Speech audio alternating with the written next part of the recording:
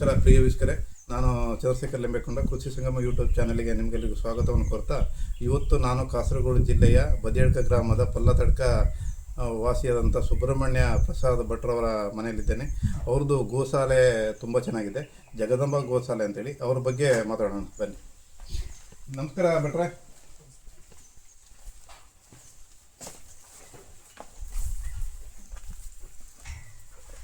ನಮಸ್ತೆ, ನನ್ನ ಹೆಸರು ಚಂದ್ರಶೇಖರ್ ಅಂತೇಳಿ. ನಿಮ್ಮ ಗೋಶಾಲೆ ಬಗ್ಗೆ ಸ್ವಲ್ಪ ತಿಳ್ಕೊಂಡು ವಿಚಾರ ಮಾಡ್ಕೊಂಡು ಹೋಗೋಣ ಅಂತ ಬಂದಿದ್ವಿ. ಇದೆಲ್ಲ ಹೇಗೆ ಪ್ರೇರಣೆ ಆಯಿತು ನಿಮಗೆ ಇಷ್ಟೆಲ್ಲ ಗೋ ಸಾಕ್ಲಿಕ್ಕೆಲ್ಲ? ನಮಗೆ ಪ್ರೇರಣೆ ಅಂತ ಹೇಳಿದ್ರೆ 2000ನೇ ಇಸವಿಯಲ್ಲಿ ಹೌದು, ನಮ್ಮ ಕುಲಗುರುಗಳು ಹೊಸನಗರ ರಾಮಚಂದ್ರಾಪುರ ಮಠದ ರಾಘವೇಶ್ವರ ಭಾರತಿಗಳು ಕಾಮದುಗ ಅಂತ ಹೇಳಿ ಒಂದು ಯೋಜನೆ ಹಾಕಿದ್ರು. ಕಾಮದುಗ ಅಂತ ಹೇಳಿದ್ರೆ ಅದೆಂತ ಹೇಳಿದ್ರೆ ದೇಶಿ ತಳಿ ಹಸುಗಳನ್ನ ಸಾಕಬೇಕು. ಯಾಕೆ ಸಾಕಬೇಕು, ಹೇಗೆ ಸಾಕಬೇಕು, ಅದನ್ನು ಹೇಗೆ ಅಭಿವೃದ್ಧಿ ಮಾಡಬೇಕು ಅಂತ ಹೇಳುವಂತಹ ಒಂದು ಕಾನ್ಸೆಪ್ಟ್ ಅದು ಕಾಮದುಗ ಅಂತ ಹೇಳಿದ್ರೆ. ಈ ದನಗಳನ್ನೇ ಯಾಕೆ ಸಾಕಬೇಕು ಅದರ ಅಧ್ಯಯನ ಬಂದದ್ದು. ಆಗ ನಾನು ಸಣ್ಣ ಕೃಷಿಕ, ವಾಹನ ಚಾಲಕಲಾಗಿಕೊಂಡಿದ್ದವ. ನಂತರ ಅದರಲ್ಲಿ ನನಗೆ ಖುಷಿಯಾಗಿ ನಾನು ಅವರ ಯೋಜನೆಗಳಲ್ಲೆಲ್ಲ ಕೆಲಸ ಮಾಡಿದೆ. ನಂತರ ಒಂದು 2001-2 ಆಗುವಾಗ ನಾವು ದೇಶಿ ತಳಿ ಹತ್ರ ದನ ತರಲಿಕ್ಕೆ ಶುರು ಮಾಡಿ, ನಂತರ ಇದನ್ನು ಸಾಕ್ಲಿಕ್ಕೆ ನಾವು ಶುರು ಮಾಡಿದ್ವಿ. ಎಲ್ಲ ನಮ್ಮ ಮನೆಯಲ್ಲೇ ಆದವುಗಳಿವು. ಇದರಲ್ಲಿ ತಂದ ದನ ಅಂತ ಹೇಳಿ ಈಗ ಒಂದೂ ಇಲ್ಲ. ತಂದದ್ದೆಲ್ಲ ಮುದುಕಿಯಾಗಿ ಹೋಗಿ ಆಯ್ತು. ಎಲ್ಲ ನಮ್ಮಲ್ಲಿ ಹುಟ್ಟಿದವರೇ ಒಂದು 60 ಮೇಲೆ ಆಗಿದೆ.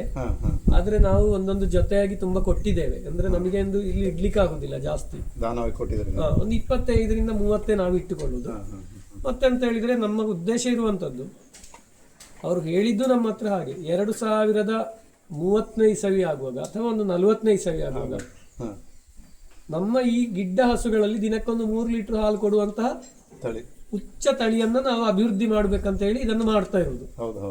ಈಗ ಒಂದು 8 ಹಸು ಆಗಿದೆ. 2004ರಿಂದ 25 ಆಗುವಾಗ 8 ಹಸು 3 ಲೀಟರ್ನ ಮೇಲೆ ಹಾಲದ್ದು ನನಗೀಗ ಆಗಿದೆ.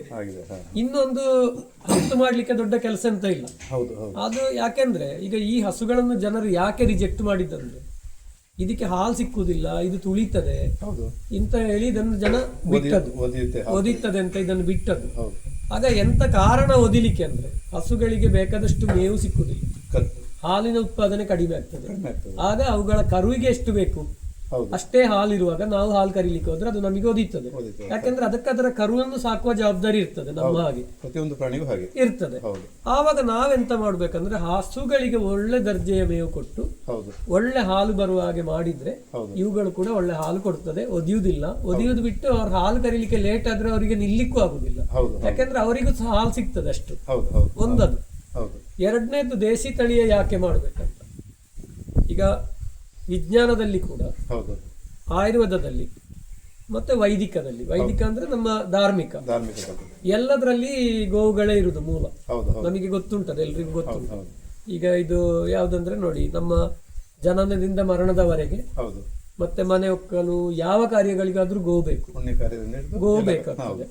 ಇನ್ನೊಂದು ವೈದ್ಯಕೀಯ ಕ್ಷೇತ್ರದಲ್ಲಿ ನೀವು ನೋಡಿ, ಆಯುರ್ವೇದ ಅಂತ ಹೇಳಿದ್ರೆ ಆಯುರ್ವೇದ ಗ್ರಂಥಗಳು ಹೆಚ್ಚು ಕಡಿಮೆ 4000 ವರ್ಷ ಹಿಂದಿನದ್ದು. ಚರಕ ಸುಶ್ರುತರೆಲ್ಲ ಬರ್ದದ್ದು. ಆಗ ನಮ್ಮ ದೇಶದಲ್ಲಿ ಯಾವ ದನ ಇದ್ದದ್ದು? ದೇಸಿ ದನ ಇದ್ದದ್ದು. 1968ನೇ ಇಸವಿಯಲ್ಲಿ ಕ್ಷೀರಕ್ರಾಂತಿ ಅಂತ ಹೇಳಿ ಬಂದ ನಂತರ ಇಲ್ಲಿ ಹಸುಗಳು ನಶಿಸಿ ಹೋಯಿತು. ಆಗ ಅವರು ಬರೆದ ಗ್ರಂಥಗಳಲ್ಲಿ ಹಸುವಿನ ಹಾಲು ಅಂತ ಬರೆದಿದ್ದಾರೆ. ಅವರು ಗ್ರಂಥ ಬರೆಯುವಾಗ ಇಲ್ಲಿ ಬೇರೆ ಹಸು ಇರ್ಲಿಲ್ಲ. ಗ್ರಾಮಾಂತರದಲ್ಲಿ ಹಸು ಬದಲಾಗುವಾಗ ನಾವು ಆಲೋಚನೆ ಮಾಡದೆ ಹಸುವಿನ ಹಾಲು ಚೇಂಜ್ ಮಾಡಿ ನಮ್ಮ ಆಯುರ್ವೇದದ ಗುಣ ಹಾಳಾಯ್ತು. ಅದಾಯ್ತಾ?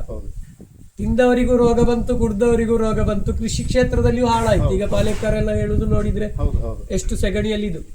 ಇದನ್ನೆಲ್ಲ ಅಧ್ಯಯನ ಮಾಡಿ ಮನಗಂಡು ಗುರುಗಳು ಹೇಳಿದಂದ್ರೆ ದೇಶಿ ತಳಿಯನ್ನೇ ಸಾಕಬೇಕು, ಅದನ್ನೇ ಅಧ್ಯಯನ ಮಾಡಬೇಕು ಅಂತ. ಹಾಗೆ ನಮಗೆ ತುಂಬಾ ಜನ ಮಾಡಿದ್ದಾರೆ.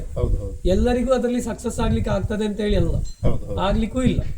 ಸ್ವಲ್ಪ ಪ್ರಮಾಣದ ಜನರು ಅದರಲ್ಲಿ ಸಕ್ಸಸ್ ಆದ್ರೂ ಕೂಡ ಅದೊಂದು ಸಾಧನೆ. ಯಾಕೆಂದ್ರೆ ಅದರ ಉದ್ದೇಶವೇ ಅದುವೇ, ಜನರಿಗೆ ಒಂದು ಪರಿಚಯಿಸಬೇಕು ಈ ತಳಿಗಳನ್ನು. ಇದು ಮತ್ತೆ ಈಗ ನೋಡಿ, ನಮ್ಮ ಧಾರ್ಮಿಕವಾಗಿ ಈಗ ಜನರಿಗೆ ಗೊತ್ತಿಲ್ಲ. ಈಗ ಎಲ್ಲರೂ ಶ್ರಾದ್ದ ಮಾಡ್ತಾರೆ, ಪಿತೃ ಕಾರ್ಯ ಮಾಡ್ತಾರೆ, ಇದೆಲ್ಲ ಮಾಡ್ತಾರೆ. ಹೋದಲ್ಲಿ ಬಂದಲ್ಲಿ ಜನರಿಗೆ ಪಿತೃದೋಷ ಅಂತೇಳಿ ಕಾಣ್ತದೆ. ಅದು ಯಾಕೆ ಕಾಣ್ತದೆ ಅಂದ್ರೆ ಯಾರಿಗೂ ಈಗ ಮೊದಲಿನ ಹಾಗೆ ಶುದ್ಧೀಕರಣದಲ್ಲಿ ಮಾಡ್ಲಿಕ್ಕೆ ಆಗುದಿಲ್ಲ ಯಾವುದಕ್ಕೂ ಸಹ. ಹೌದು ಯಾಕೆಂದ್ರೆ ಒಂದು ಹೋಮ ಮಾಡಬೇಕಾದ್ರೆ ಅವಿಸ್ಬೇಕು. ಹೌದು ಹೌದು ಅವಿಸ್ಸು ಅಂದ್ರೆ ದನದ ಹಾಲು ತುಪ್ಪ, ಬೇಕು. ಅದು ಶುದ್ಧತೆ ಇಲ್ಲ ಈಗ. ಹೌದು ಆಗ ನೀವು ಮಾಡಿದ ಕೆಲಸದಲ್ಲಿ ಶುದ್ಧತೆ. ನಿಮಗೆ ಶುದ್ಧ ರಿಸಲ್ಟ್ ಬರುವುದಿಲ್ಲ. ಒಂದು. ಎರಡನೇದ್ದು ಅಂತ ಹೇಳಿದ್ರೆ ಕ್ರಮಗಳನ್ನು ಕೂಡ ಮೊದಲಿನಾಗ ಅನುಷ್ಠಾನ ಈಗ ಯಾರಿಗೂ ಮಾಡ್ಲಿಕ್ಕೆ ಆಗುದಿಲ್ಲ. ಹೌದು ಆಗ ಗೋಗಳು ಯಾಕೆ ಬೇಕು ಅಂದ್ರೆ correct. ಗೋಗಳಿಗೆ ಈಗ ಒಂದು ಯಜ್ಞ ಯಾಗಾದಿಗಳನ್ನು ನಾವು ಮಾಡಿದ್ರೆ ಹೌದು 1,000 ಹವಿಸ್ಸು ಯಜ್ಞಕ್ಕೆ ಸಮರ್ಪಣೆ ಮಾಡಿದ್ರೆ 1,000 ಜನರಿಗೆ ಅನ್ನದಾನ ಮಾಡಬೇಕಂತೆ. ಹಾ ಹಾಗೆ ಹಾಗೆ. ಸರಿಯಾದ ವೇದ ವಿದ್ಯೆ ಗೊತ್ತಿದ್ದ 1,000 ಜನರಿಗೆ ಅನ್ನದಾನ ಮಾಡಿದ್ರೆ ನಿಮಗೆ ಅದರ ಫಲ ಸಿಗ್ತದೆ. ಸಿಗುತ್ತೆ. ಕೇವಲ ಹೋಮ ಮಾಡಿದ್ರೆ ಫಲ ಸಿಕ್ಕುವುದಿಲ್ಲ. ಅದಕ್ಕೆ ತಾಂತ್ರಿಕದಲ್ಲಿ ಎಂತ ಮಾಡಿದ್ದಾರೆ ಅಂದ್ರೆ 1,000 ಜನರನ್ನು ಒಂದು ಕಡೆ ಕೂಡಿ ಹಾಕುವುದೇ ಕಷ್ಟ. ಕಷ್ಟ. ಅದಕ್ಕೆ ಗೋಗ್ರಾಸ ಕೊಡ್ಬೇಕಂತ ನಿಯಮ ಮಾಡಿದ್ರು. ಹಾ ಹಾ. ಒಂದು ಗೋವಿಗೆ 3 ತುತ್ತು ಅನ್ನ ತಿನ್ನಿಸಿದ್ರೆ 1,000 ಜನರಿಗೆ ಊಟ ಕೊಟ್ಟಷ್ಟು ಫಲ ಇದೆ ಫಲ ಇದೆ. ಹೌದು ಅಂತ ನಮ್ಮ ಶಾಸ್ತ್ರಗಳಲ್ಲಿ ಹೇಳಿದೆ. ಅದು ಯಾವುದಕ್ಕೆ ಅಂದ್ರೆ ನಮ್ಮ ದೇಶೀಯ ಆಕಳಿಗೆ. ದೇಸಿ ಆಕಳಿ. ಅದು ಹೇಗಿರ್ಬೇಕಂದ್ರೆ ಭುಜ ಇರಬೇಕು, ಗಂಗೆ ತೊಗಲಿರ್ಬೇಕು, ಅದರ ಬಾಲ ಹೌದು ಒಳ್ಳೆ ಚೆಂಡೆಯ ಕೋಲಿನ ಆಕಾರದಲ್ಲಿ ಇರ್ತದೆ, ಇರ್ತದೆ. ಕಾಲಿನ ಗೊರಸುಗಳು ಕೂಡಿಕೊಂಡಿರ್ತದೆ, ಕೊಂಬಿರ್ತದೆ, ಹೌದು. ಮೇಲಿನಲ್ಲಿ ನಾವು ಮುಟ್ಟುವಾಗ ವೈಬ್ರೇಷನ್ ಬರುವ ತರ ಅದರ ಮೈ ಇರ್ತದೆ. ಹಾ, ಅಂತ ಗೋವುಗಳಿಗೆ ಗ್ರಾಸ ಕೊಡಬೇಕು ಅಂತ.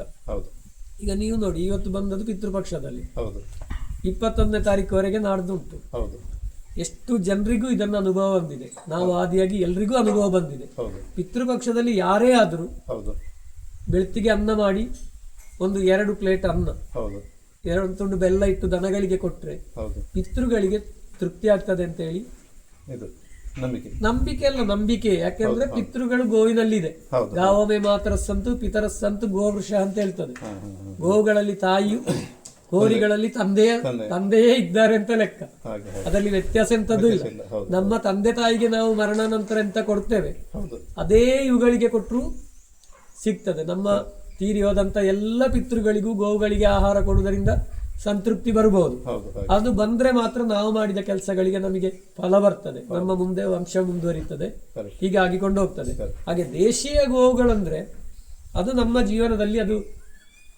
ಅದನ್ನು ಬಿಡ್ಲಿಕ್ಕೆ ಸಾಧ್ಯವೇ ಇಲ್ಲ. ಯಾಕೆಂದ್ರೆ ಅದು ಬಿಟ್ರೆ ಮತ್ತೆ ಚಕ್ರ ಇಲ್ಲ, ಚಕ್ರ ಇಲ್ಲದ ಗಾಡಿಯಾಗಿ ಆಗ್ತದೆ ಅದು. ಹೌದು ಹೌದು ಅದು ಗೊತ್ತಿಲ್ಲದ ಕಾರಣ ಜನರೀಗ ಬೇರೆ ಬೇರೆ ಕಡೆಗೆ ಹೋಗಿದ್ದಾರೆ. ಹೌದು ಹೌದು ಇದನ್ನೀಗ ವಿದೇಶದಲ್ಲೆಲ್ಲ ಅಧ್ಯಯನ ಮಾಡಿ, ನಾವು ಅಧ್ಯಯನ ಮಾಡಿದ್ದು ಬೆಲೆ ಇಲ್ಲ ಅಲ್ಲ ಅದಕ್ಕೆ. ಹೌದು ಹೌದು ಹೌದು ಈಗ ನೋಡಿ, ಅಧ್ಯಯನ ಅಂದ್ರೆ 68ನೇ ಇಸವಿಯ ನಂತರದ ಹಾಲಿನ ಮೇಲೆ ಅಧ್ಯಯನ ಆಗ್ತದೆ. ಹೌದು ಹೌದು ಈಗ ನೀವು ಆಸ್ಪತ್ರೆಗೆ ಹೋದ್ರೆ ಡಾಕ್ಟರ್ಗಳು ನಿಮ್ಮ ಹತ್ರ ಹಾಲು ಕುಡಿಬೇಡಿ, Correct. ಎಲರ್ಜಿ ಆಗ್ತದೆ ಹೌದು ಹೌದು ಅಂತ ಹೇಳ್ತಾರೆ. ಹೌದು ಹೌದು ಮೊದಲೇ ಹಾಲು ಕುಡಿದ್ರೆ ಎಲರ್ಜಿ ಆಗ್ತದೆ ಅಂತ ಎಲ್ಲಿಯೂ ಹೇಳಲಿಲ್ಲ. ಎಲ್ಲೂ ಹೇಳಿಲ್ಲ. ಯಾಕೆಂದ್ರೆ ಹಾಲು ಕುಡೀರಿ ಅಂತಲೇ ಹೇಳ್ತಾ ಇದ್ದದ್ದು, ಹಾಲು ಒಳ್ಳೇದು ಕುಡಿದ್ರೆ ಅಂತ. ಹಾಗೆ ಕರೆಕ್ಟ್ ಕರೆಕ್ಟ್ ಕರೆಕ್ಟ್ ಈಗ ಹಾಲು ಕುಡಿಬೇಡಿ ಅಂತ ಹೇಳ್ತಾರೆ. ಕರೆಕ್ಟ್. ಯಾಕೆಂದ್ರೆ ಆ ಹಾಲು ನಮ್ಮ ಶರೀರಕ್ಕೆ ಸೂಟ್ ಆಗುದಿಲ್ಲ, ಸೂಟ್ ಆಗುದಿಲ್ಲ. ಆದ ಕಾರಣ ಅದನ್ನು ಕುಡಿಬೇಡಿ ಅಂತ ಹೇಳಿದ್ದಾರೆ. ಹೌದು ಹೌದು ಇದಕ್ಕೆ ಕಾರಣ ಅಂತ ಹೇಳಿದ್ರೆ ಬ್ರೆಜಿಲ್ ದೇಶದವರು ಕಂಡುಹಿಡಿದಾಗಿದೆ.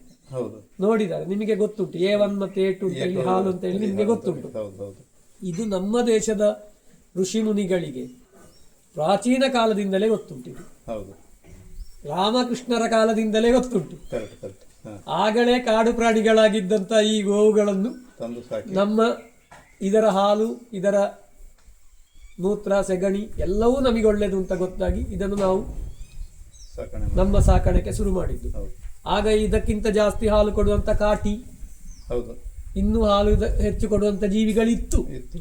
ಆದ್ರೂ ಅವರು ಯಾರು ಅದನ್ನು ಮುಟ್ಲಿಲ್ಲ. ನಮ್ಮೊಟ್ಟಿಗೆ ಸೇರಿಸಿಕೊಳ್ಳಿಲ್ಲ. ಇವರನ್ನೇ ಸೇರಿಸಿಕೊಂಡಿದ್ದಾರೆ. ಯಾಕೆಂದ್ರೆ ಇವರು ಸುಲಭದಲ್ಲಿ ಮನುಷ್ಯರೊಟ್ಟಿಗೆ ಮಿಂಗಲ್ ಆಗ್ತದೆ. ಹೌದು ಇವರ ಹಾಲು ನಮಗೆ ಅಷ್ಟು ಸೂಕ್ತ. ಎದೆ ಹಾಲಿಗೆ ಸಮ ಅಂತೇಳಿ ಹೇಳ್ತಾರೆ. ತಾಯಿಯ ಎದೆ ಹಾಲಿಗೆ ಸಮನಾದ ಹಾಲು ಗೋಗಳ ಹಾಲು. ಗೋಗಳು. ಒಂದು ಮಗು ಹುಟ್ಟಿದ ತಕ್ಷಣ ತಾಯಿ ಮರಣ ಹೊಂದಿದ್ರು ದೇಸಿ ಆಕಳಿನ ಹಾಲು ಕೊಡ್ಬೋದಂತೆ, ಆ ಮಗುವಿಗೆ ಏನು ತೊಂದರೆ ಬರುವುದಿಲ್ಲ ಅಂತೇಳಿ ಮೊದಲಿಗೆ ಹೇಳಿದ್ದಾರೆ. ಈಗ ಯಾವುದು ಕೊಡ್ಬೇಡಿ ಅಂತ ಹೇಳ್ತಾರೆ. ಯಾಕೆಂದ್ರೆ ಅವರು ಅಧ್ಯಯನ ಮಾಡಿದ್ದು ಜರ್ಸಿ ದನದ ಹಾಲನ್ನು. ಅಲ್ಲಲ್ಲ, ಅವರು ಮತ್ತೆ ವೆಸ್ಟರ್ನ್ ಹೌದು, ಮತ್ತೆ ಅವರು ಅಧ್ಯಯನ ಮಾಡುದು ಆ ಹಾಲನ್ನೇ. ಯಾವುದೇ ವಿಜ್ಞಾನ ಕೇಂದ್ರಗಳಲ್ಲಿ ಈಗ ದೇಸಿ ತಳಿಯ ಹಾಲನ್ನು ಅಧ್ಯಯನ ಮಾಡುವುದಿಲ್ಲ. ಹೌದು ಹೌದು ಈಗ ಮಾಂಸ ಸಹ, ಹೌದು ಮಾಂಸ ಕೂಡ ಈಗ ನೋಡಿ, ಮಾಂಸದ ಅಧ್ಯಯನ ಅಂತೇಳಿ ಈಗ ಮಾಡಿದ್ರೆ ದೇಶಿ ತಳಿಯ ಮಾಂಸದ ಸರಿಯಾದ ಅಧ್ಯಯನ ಯಾರಾದ್ರೂ ಮಾಡಿದ್ರೆ ಈ ಮಾಂಸ ಯಾರು ತಿನ್ಲಿಕ್ಕಿಲ್ಲ ಮತ್ತೆ. ತಿನ್ಲಿಕ್ಕಿಲ್ಲ. ಯಾಕೆಂದ್ರೆ ಇದೆಂತ ಹೇಳ್ತದೆ ಅಂದ್ರೆ, ಹಾದಿ ಬೀದಿಯಲ್ಲಿದ್ದು ಕಸದ ಹುಲ್ಲನ್ನು ಮೇದು ಹೌದು ಬಂದು ನಾ ಮನೆಗೆ ಅಮೃತವ ನೀರೆ. ಹೌದು ಹಾ ಎಂತ ತಿಂತದೆ ಅಂತ ಯಾರಿಗೂ ಗೊತ್ತಿಲ್ಲ. ಇಲ್ಲ. ಕರೆಕ್ಟ್. ಎಂತ ತಿಂದ್ರು ನಮಗೆ ಅದು ವಿಷ ಕೊಡೋದಿಲ್ಲ. ಹೌದು ಹೌದು ಯಾಕಂದ್ರೆ ಇದರ ಸೆಗಣಿನ ಔಷಧಿ ಅಂತ ಯೂಸ್ ಮಾಡ್ತಾರೆ, ಹೌದು ಹೌದು ಹಾಲನ್ನು ಮಾಡ್ತಾರೆ. ಹೌದು ಅಂದ್ರೆ ಸೆಗಣಿ ಅಂದ್ರೆ ಯಾರಿಗೂ ಬೇಡದ ವಸ್ತು ಅಲ್ಲ, ಮನುಷ್ಯರೇ ಎಲ್ಲ ಮುಟ್ಟುದಿಲ್ಲಲ್ಲ ಯಾರು. ಹೌದು ಅದನ್ನೇ ಔಷಧಿ ಅಂತ ಸ್ವೀಕಾರ ಮಾಡುದು ಆಯುರ್ವೇದ ಗ್ರಂಥದಲ್ಲಿ ಇದೆ. ಗೋಮೂತ್ರ ಶುದ್ಧೀಕಾರಕವಾಗಿದೆ, ಹೌದು ತುಂಬಾ ಉಪಕಾರ ಇದೆ ಅದರಿಂದಾಗಿ. ಹಾಗಾದ ಕಾರಣ ನೋಡಿ, ಅದು ಅಂದ್ರೆ ಅದರ ಮಾಂಸ ಪೇಶಿಗಳಲ್ಲಿ ಹೌದು. ಅದು ತಿಂದ ಆಹಾರದಲ್ಲಿರುವಂತಹ ವಿಷಾಂಶಗಳನ್ನು ಶೇಖರಿಸಿ ಇಟ್ಟುಕೊಳ್ತದೆ. ಹಾ. ಅದು ಗೋಮೂತ್ರ ಸೆಗಣಿಯಲ್ಲಿ ಕೊಡುವುದಿಲ್ಲ. ಕೊಡೋದಿಲ್ಲ. ಅದಕ್ಕೆ ಅದನ್ನು ಕೊಲ್ಲಬೇಡಿ ಅಂತ ಹೇಳಿದ್ದು. ಯಾಕೆಂದ್ರೆ ಕೊಂದ್ರೆ ಮನುಷ್ಯ ತಿಂತಾನೆ, ಹೌದು. ತಿಂದ ಕೂಡಲೇ ಅವನ ಶರೀರಕ್ಕೆ ವಿಷ ಬರ್ತದೆ. ಹೌದು.